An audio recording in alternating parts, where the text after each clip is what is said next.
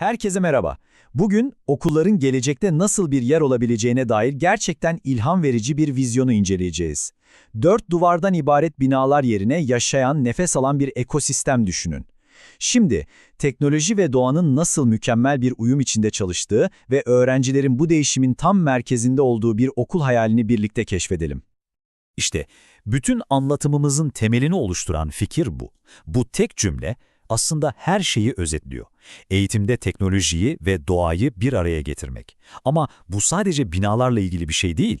Bu yaşayan bir felsefenin ta kendisi. Peki yarının okulu dediğimiz şey bugünkünden ne kadar farklı? Gelin ilk olarak günümüz okullarından kökten ayrılan bu yeni vizyonun ne anlama geldiğine bakalım. Aradaki fark ne kadar da net değil mi?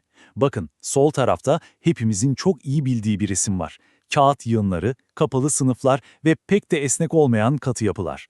Sağ tarafta ise bambaşka bir dünya.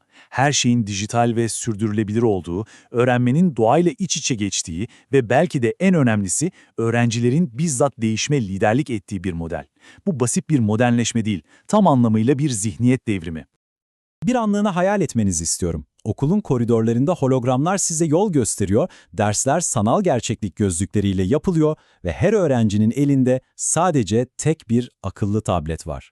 Bu vizyona göre kağıt diye bir şey artık yok, tamamen tarih olmuş. Bu sadece ağaçları kurtarmakla kalmıyor, öğrenme sürecini çok daha etkili, çok daha yenilikçi bir hale getiriyor.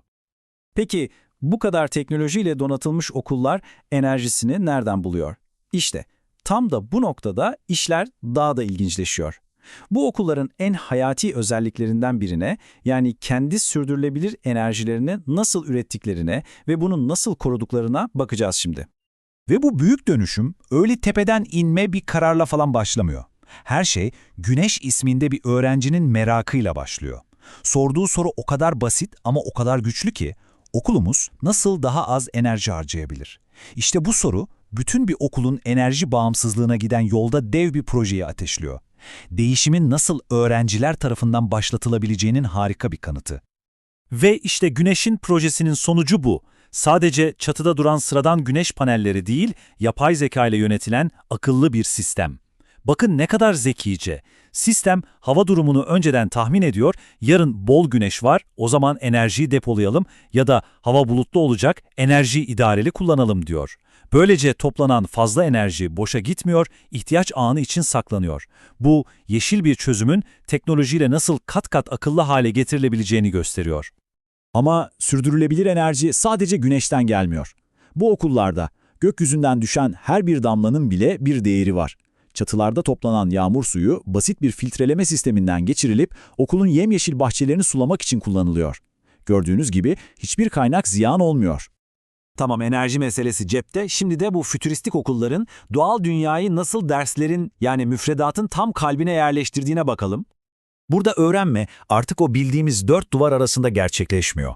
Öğrencilerin elleri toprakta, kampüsteki selalarda kendi sebzelerinin meyvelerini yetiştiriyorlar. Biyolojiyi, dolanın döngülerini kitaplardan okumak yerine ektikleri bir tohumun nasıl fidana, o fidanın da nasıl tabaklarındaki yemeğe dönüştüğünü yaşayarak öğreniyorlar.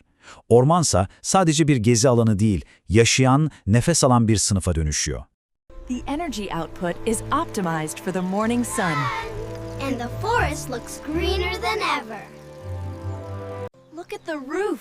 The energy pulses are so bright today. It's amazing how the Academy generates all its own power. İşte bu fikir gerçekten inanılmaz. Green Roof Okulu'nu düşünün. Bina doğanın bir parçası olmak için tasarlanmış. O kadar ki sınıflar göçmen kuşların uçuş rotalarına göre açılıp kapanıyor. Bu teknolojinin doğaya hükmetmek yerine ona nasıl saygıyla hizmet edebileceğinin adeta şiirsel bir kanıtı. Bu gerçekten çok kritik bir nokta. Yani bu okullardaki teknoloji doğayı kontrol etmeye çalışmıyor. Aksine onu dinliyor ve anlıyor. Peki bu hassas denge nasıl kuruluyor? Gelin şimdi de ona bakalım. Şimdi sizi Mika'nın hikayesine götürüyorum. Her sabah okula giderken duyduğu kuş cıvıltıları, yaprak hışırtıları o gün yoktu. Orman adeta nefesini tutmuş gibiydi, ürkütücü bir sessizlik hakimdi. İşte bu tuhaf durum Mika'nın dikkatini çekiyor ve onu bir gizemin peşinden sürüklüyor. Mika'nın çözmesi gereken bulmaca tam olarak buydu. Bazen en büyük sorunlar büyük gürültülerden değil, İşte böyle beklenmedik bir sessizlikten doğar. Bu sessizlik aslında teknolojiyle doğanın o kırılgan dengesinin ne kadar kolay bozulabileceğinin bir işaretiydi. Mika bu sessizliğin izini sürdüğünde toprağın altına gömülmüş, yıllar önce unutulmuş paslı bir makine buluyor. Makinenin sızdırdığı o belli belirsiz ısı bile toprağın altındaki bütün yaşamı, o hassas dengeyi bozmaya yetmişti. Mika'nın burada yaptığı şey çok anlamlı. Paniğe kapılıp makineyi kırmaya çalışmıyor. Önce dinliyor, anlamaya çalışıyor, sonra toprağı nazikçe havalandırıyor, kurumuş köklere su taşıyor ve doğanın kendi ritmini yeniden bulmasına yardım ediyor. Yani bir kurtarıcı gibi değil, bir şifacı gibi davranıyor.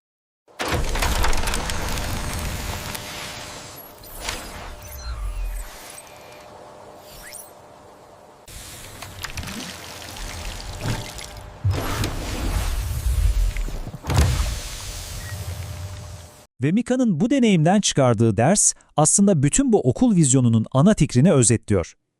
Gerçek ilerleme, teknolojiyi doğaya karşı bir silah olarak kullanmakla değil, onu daha iyi anlamak ve onunla uyum içinde çalışmak için bir araç olarak görmekle mümkün. Tüm bu hikayeler bizi son ve belki de en can alıcı noktaya getiriyor. Öğrencilerin sadece bilgi tüketen değil, aynı zamanda kendi sürdürülebilir dünyalarını aktif olarak inşa eden bireyler olmaları. Bu slide aslında öğrencilerin ne kadar büyük bir etki yarattığını özetliyor.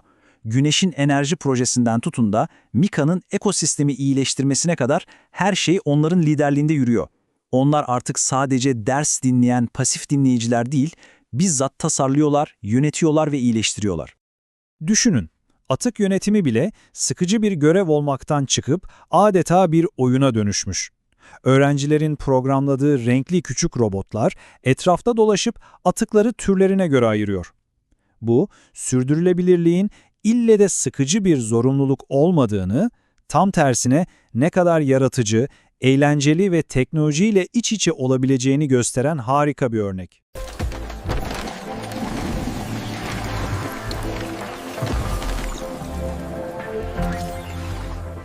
Sonuç olarak toparlarsak, konuştuğumuz şey sadece daha modern bir okul binası değil. Bu, dijital zekayı ve doğal dünyayı bir araya getiren, yaşayan, nefes alan bir ekosistemin ta kendisi. Analizimizi bu gerçekten güçlü ve iyimser mesajla bitirelim. İşbirliği ve ortak bir amaç uğruna bir araya gelmenin potansiyeli sınırsız. Evet, bireysel çabalar çok değerli ama gerçek değişim hep birlikte hareket ettiğimizde başlıyor. Ve şimdi sizi üzerinde düşünmeniz için bu soruyla baş başa bırakıyorum. Anlattığımız bu ilham verici fikirleri kendi hayatımıza, kendi okullarımıza, kendi çevremize uygulamak için bugünden atabileceğimiz o ilk küçük adım ne olabilir? Belki de cevap sandığımızdan çok daha yakındır.